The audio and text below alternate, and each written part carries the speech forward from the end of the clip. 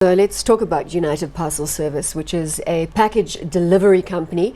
The company is a provider of global supply chain management solutions. It delivers packages each business day in over 220 countries around the world. It has a market cap of $96 billion, a dividend yield of 2.8% and a PE ratio of 19.6.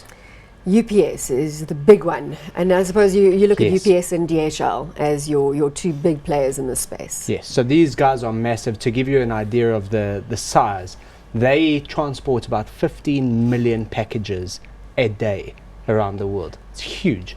They're looking to employ almost 100,000 more people just over the festive season coming up. They've just made that announcement. So it really is big, highly cash generative, and their challenge being so big is to stay ahead of the curve in terms of technology, distribution, and getting their goods and services to the consumers when they need them at the time that they've promised. That will always be the challenge, yeah. Byron, should we have a look at the share price graph just to have a look at the performance behind this one? You can see it's been pretty choppy, but a decent recovery. And I think if you look even further back, you know, it'll be pretty much related to the financial crisis of 2008 and then a slow pickup from there.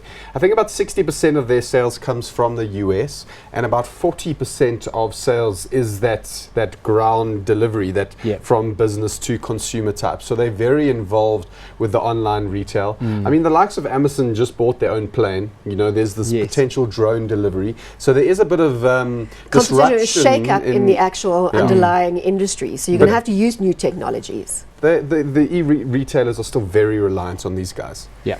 Well, 15 million parcels a day is the stat you put out there. That's not going to change quickly. It can in time, but they're looking at technology. So they're also investing in drone technology, 3D printing technology, because they have a big warehousing section for manufacturers in that regard. So they've got the cash to do that, right, and to try to stay ahead of the curve.